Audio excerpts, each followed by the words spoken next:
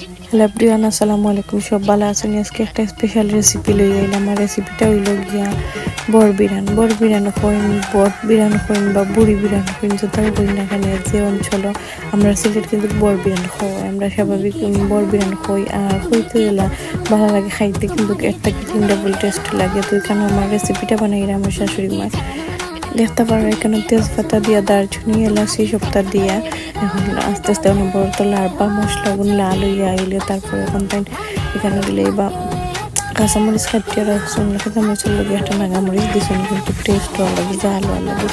তো বড় বিরিয়ানি করলে সবসময় ওগুলাখান নাগামরিচ কাঁচামরিচ দিয়ে রান্ধুন মায়।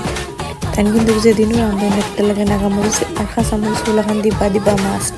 আর আমার আম্মায় রান্ধুন তার শুকনো মরিচ আছে না, ওটা বাজে তারপরে ফিসিয়া, ওটা শুকনো মরিচ ফিসিয়া আর কি মশলা বানিয়ে দিন। তানোর এগুলো খাইতেও তো টেস্ট লাগে, আমার খাইতেও টেস্ট লাগে। সেম দুইজনের রাতের রান্না মাশাআল্লাহ। তারপরে তো আস্তে আস্তে লবণ, হলুদ, মরিচ, পাঁচফোড়ন, ধনিয়ার গুঁড়া, জিরার গুঁড়া সবটা সামান্য পরিমাণ মতো দিলেই দিয়া কিন্তু কি কারণ অনবরত নাড়তে থাকবা যতক্ষণ না মশলার গন্ধ গেছে, তার ততক্ষণ কিন্তু নাড়তে থাকবা। নাড়তে অনবরত সামান্য হালকা পানি দিয়া লাড়তে পালা করিয়া যাতে মশলা একবার কষানি করে এখানে দইয়া রাখা বলগুন দিলেইছো।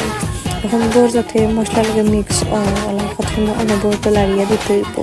লাড়িয়া দিয়ে তারপরে সামান্য পরিমাণে পানি দিলাম, বরগুন ভিজে ওলাখান দিয়া দইয়া রাখি দিতে হইব।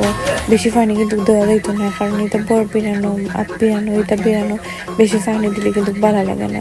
এখানে অলমোস্ট তখন আমরা এগুলো এখন শুকনো এবার পারসাইলাম, যে টেস্ট হয়েছে কি তাকে আমি সব খাইয়া খান দিছ চালের কারণে আর কি। তো ভিডিওটা শেয়ার দিবা, ভালো থাকবা, আসসালামু আলাইকুম।